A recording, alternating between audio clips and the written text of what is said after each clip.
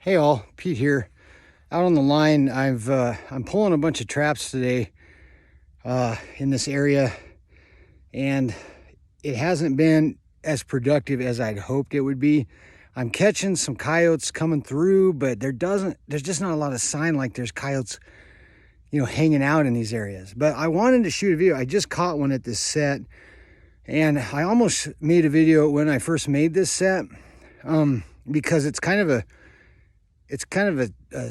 trick kind of set. I mean, all sets are trick sets, but this one's a little unorthodox, and I want to show you what I did.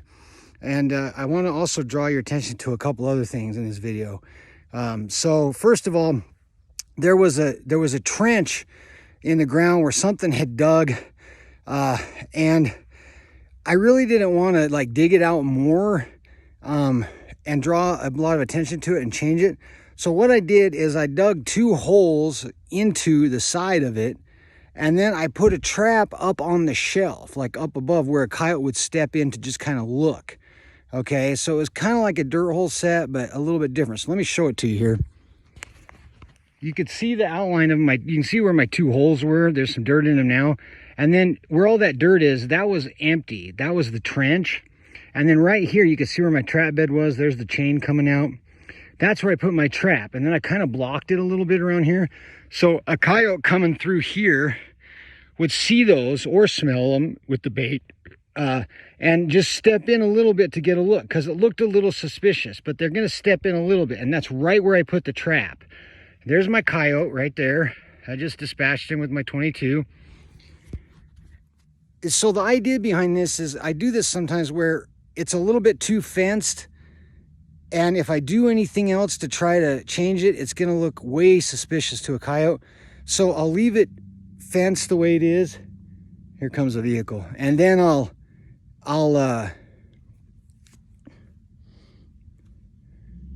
got a lot of deer hunters out here today. Wave at this guy. Let him know I'm okay. Helped some deer hunters earlier this morning get on some deer, that big old buck, and I could have shot him too, but I helped these guys get on him instead. So that's never time wasted. They'll look out for you if you're helping them.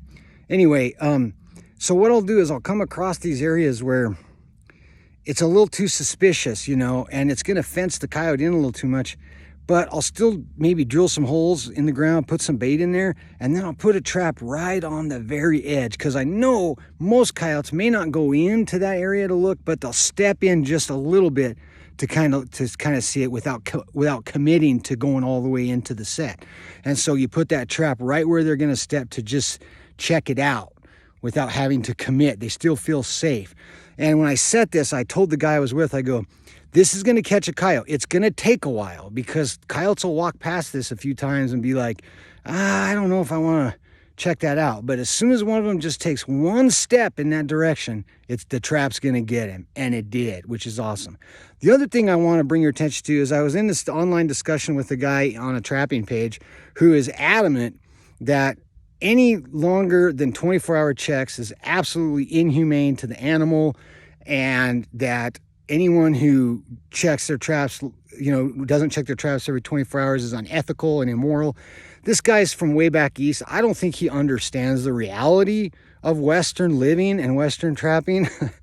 I have never once come up to a coyote in a set and had it look like it was dying from exposure or anything. I've released lots of animals from traps that were just fine and very could easily have been in that trap for 3 days, if they got into it right after I set the trap.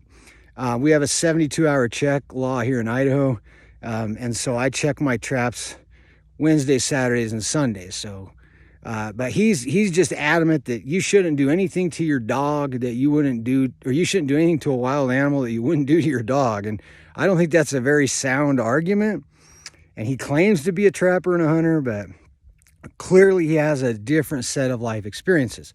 But what I want to do is show you this coyote's paw in this trap, and just show you how undamaged it is. Look at this. There it is.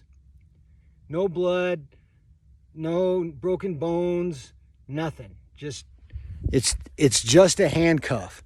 And if you're going to try to convince me that a coyote being in a handcuff for a couple days in its natural environment is somehow cruel and inhumane to the animal, your argument isn't just with me. It's also with wildlife biologists who trap wolves to radio collar them because they don't check them every 24 hours. And this animal is used to living out here. Coyotes can go days without food. I've caught people's dogs in traps. I don't like to do it, but it happens sometimes. The dogs are fine. Their paws are fine.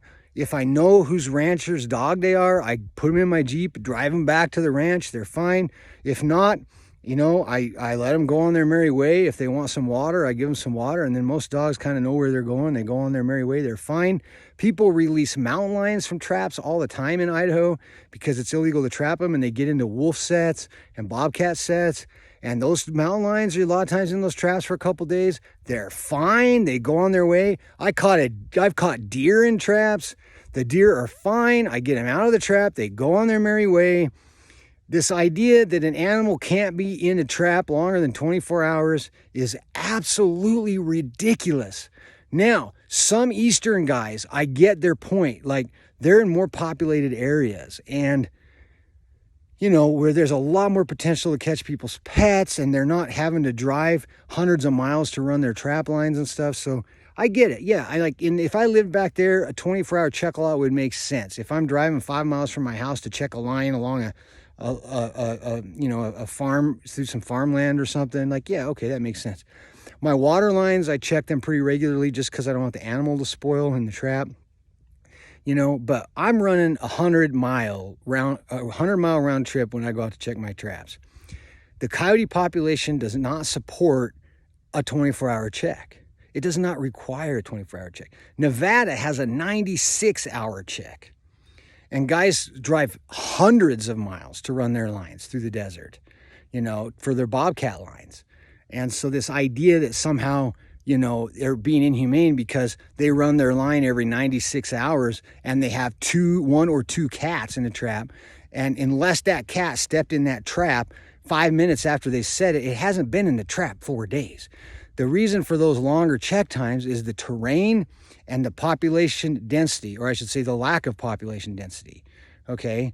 90% of trapping is checking empty traps, all right? So if I'm trapping out west where I'm wide open ranges, you know, out here, and I have, you know, however many traps out, and the density of the coyotes is not enough to where I'm, you know, have to worry about a coyote being in a trap every single time for 3 days. I mean, that's not real. That's not even reality, okay? If I'm in North Carolina or somewhere, or where I'm surrounded, or Pennsylvania, I know some guys talked about Pennsylvania, where, yeah, there's a lot more people. The game is way more concentrated in pockets.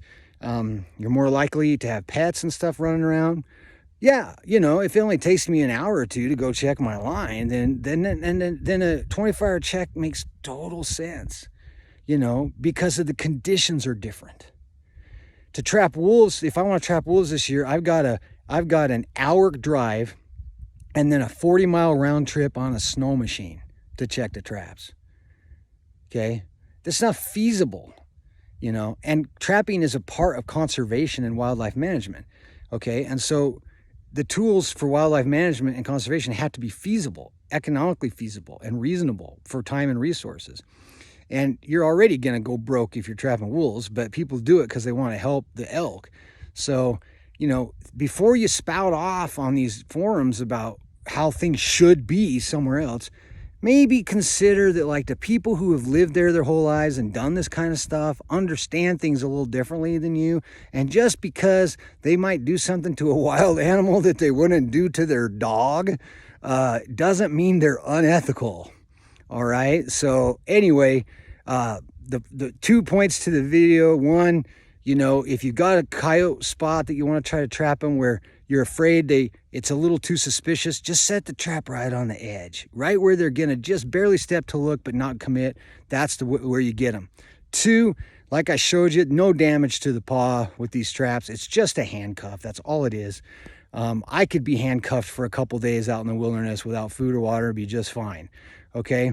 The Native Americans used to go on vision quests where they would put a blanket or they would clear off an area on the top of a hill and spend 2 to 3 days in the wild with no food or water after going through a sweat lodge, to speak to their God and to the Great Spirit. And so, anyway, the last issue is understand check laws, understand why they're there, understand why different circumstances require different approaches. Remember, God is great, guns are good, freedom is precious. I'll see you down the line.